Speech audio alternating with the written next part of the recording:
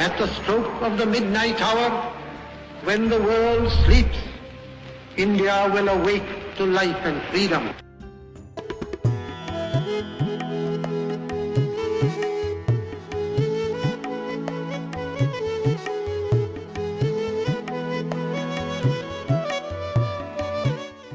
साबरमती आश्रम से दांडी यात्रा के लिए निकलते समय महात्मा गांधी ने देश को आजादी दिलाने तक साबरमती नहीं लौटने का संकल्प लिया था। इस यात्रा के बाद अंग्रेजों ने गांधी जी को कैद कर लिया। करीब 2 साल की कैद के बाद जब गांधी जी बाहर आए तो उन्होंने देश में एक गांव को स्वतंत्रता संग्राम का केंद्र बनाने का फैसला किया।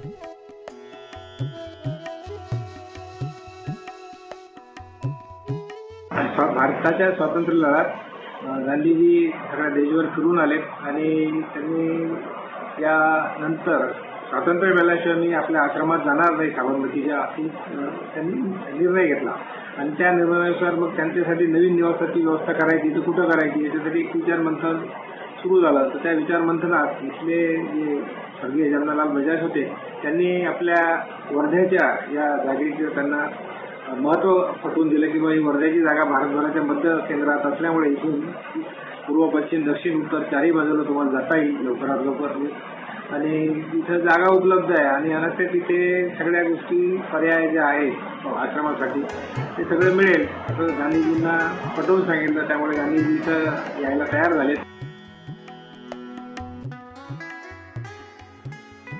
जमनालाल बजाज के अनुरोध पर जब महात्मा गांधी पलकवाड़ी आज का वर्धा आए तो वे पहले सेवाग्राम मार्ग पर बने सत्याग्रही आश्रम में गए।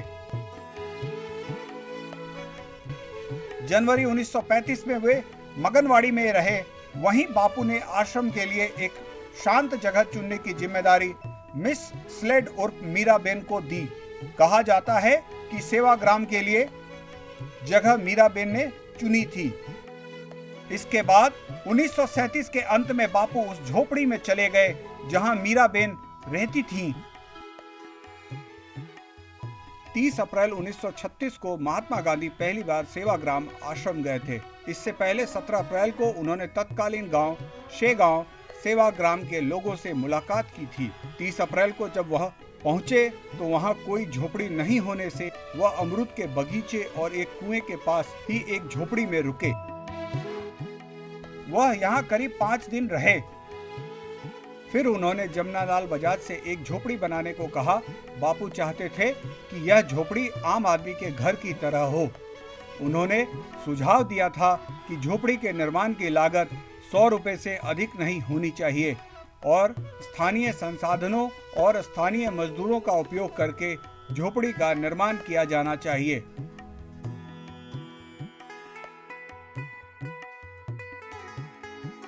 वह 16 जून 1936 को लौटे तब आदि निवास बनकर तैयार था। घर को मीराबेन और बलवंत सिंह ने 1.5 महीने में ग्रामीणों के सहयोग से बनवाया था। इसे बनाने में 499 रुपए का खर्च आया था। यह जानकर बापू परेशान हो गए। हालांकि जमनालाल बजाज ने बापू को समझा दिया था। इसके बाद 1937 के अंत में बापू उस झोपड़ी में चले गए जहां मीराबेन रहती थीं। वहीं कुटी आज बापू कुटी के नाम से जानी जाती है। प्रारंभ में झोपड़ी छोटी थी। बापू के वहां रहने के बाद इसको बढ़ाया गया। इस झोपड़ी में एक स्नानागार और एक दवा केंद्र बनाया गया था। यहीं पर स्वतंत्रता संग्राम से जुड़ी कई अहम बैठकें हुई थीं। सेवाग्रामला आल्यानंतर स्वातंत्र्याचा जो मुख्य लढा होता, जी मुख्य राजधानी ती सेवाग्राम होती आणि इथूनच सारे सूत्र चालवायचे। सगळे जेवढे काही मोठमोठे इंग्रज लोक भारतातले मोठमोठे जेवढे काही पुढारी होते हे सगळे गांधीजींना भेटायला यायचे आणि तिथून सारी स्फूर्ती घेऊन जायचे। इस दौरान बा को कुछ कठिनाइयों का सामना करना पड़ा क्योंकि सेवाग्राम में कोई अलग झोपड़ी नहीं थी। इसी को ध्यान में रखते हुए बजाज ने बा के लिए एक अलग झोपड़ी बनाई।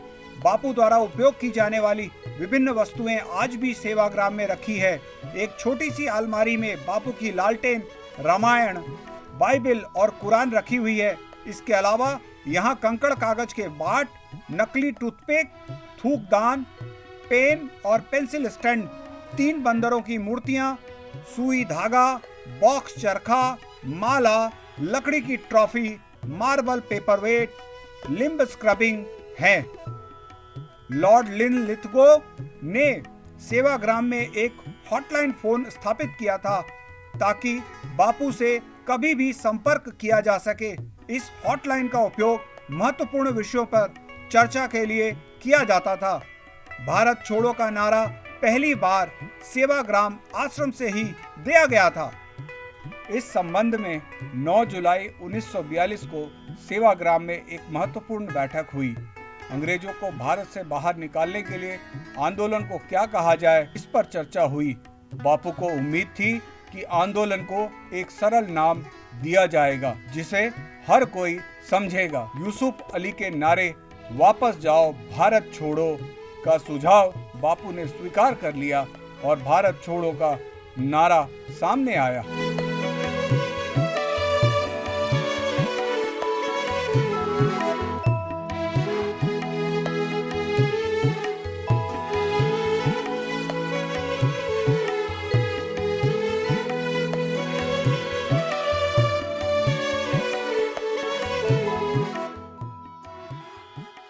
इसके बाद यह दर्ज है कि बापू सेवाग्राम आश्रम आए थे, लेकिन स्वतंत्रता संग्राम के दौरान यहाँ के घटनाक्रम बेहद महत्वपूर्ण हो गए हैं। सेवाग्राम आश्रम देश की आजादी की ओर समग्र यात्रा के केंद्र में रहा है। देश को अंग्रेजों की गुलामी से मुक्ति का एक महत्वपूर्ण दौर देखने वाला यह आश्रम आज भी पूरे देश के लिए प्रेरणा का स्रोत है। यहाँ आने वाले सभी लोगों के मन में देशभक्ति की भावना अपने आप बढ़ जाती है।